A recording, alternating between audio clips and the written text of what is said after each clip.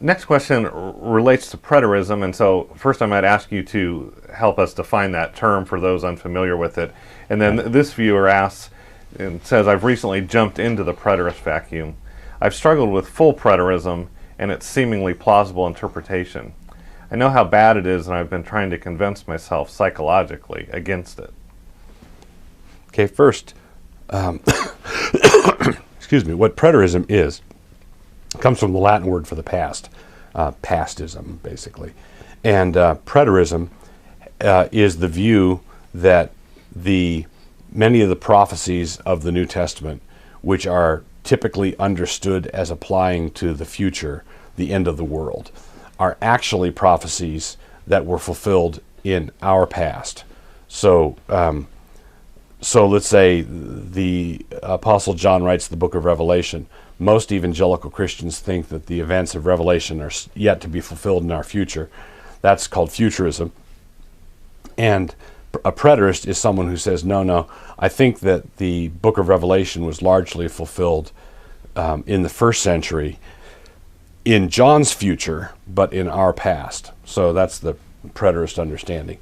And the problem with preterism is that it has great explanatory power.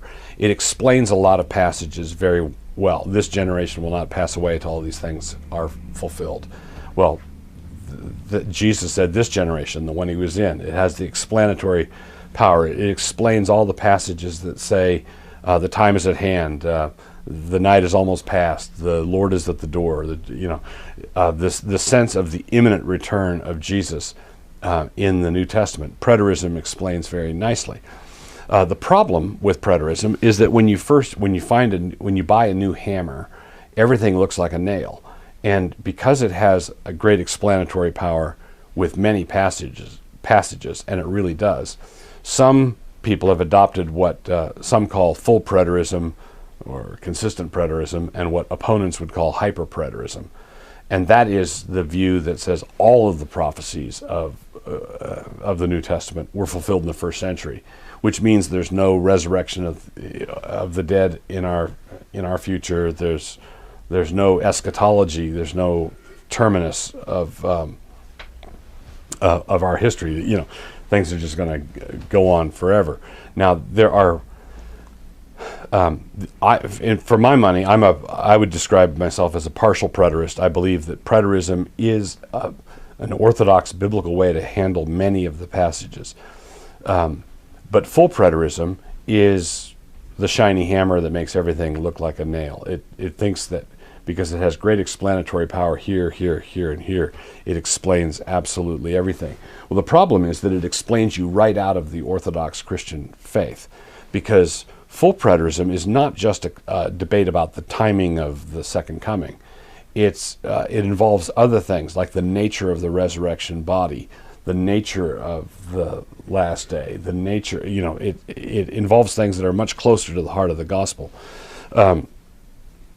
Now, the historic Christian church, through our 2,000 years thus far, has not really come down on eschatology. So the Apostles' Creed, Nicene Creed, Chalcedon, all the way through, you can be an amillennialist, postmillennialist, premillennialist, and be an Orthodox Christian.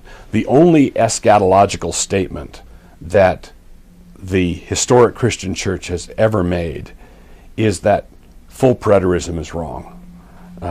Because you have in the Apostles' Creed that I believe Jesus Christ, who will come to judge the quick and the dead. Jesus will come in our future to raise the dead, judge the quick and the dead. Well, that is inconsistent with full preterism, and that's the only eschatological position it's inconsistent with. So preterism is good, it has great explanatory power, but watch your step, because some people have slipped into unorthodox views of the resurrection and history and the narrative story that God's telling, simply because they've taken it too far. For someone watching this thinking, whoa, that's new, radical, interesting, some resources that we might recommend that would introduce even the general topic of preterism. Yeah, the best books I know for Probably the best introduction to post-millennial preterism would be Keith Matheson's his book simply called Postmillennialism. And I've got a book on eschatology as well called Heaven Misplaced that Canon Press publishes, and so you'll get some of that there. For people who want to do more, chase all the verses down, Ken Gentry's He Shall Have Dominion is good. So Keith Matheson, Postmillennialism, my Heaven Misplaced, and Ken Gentry's He Shall Have Dominion.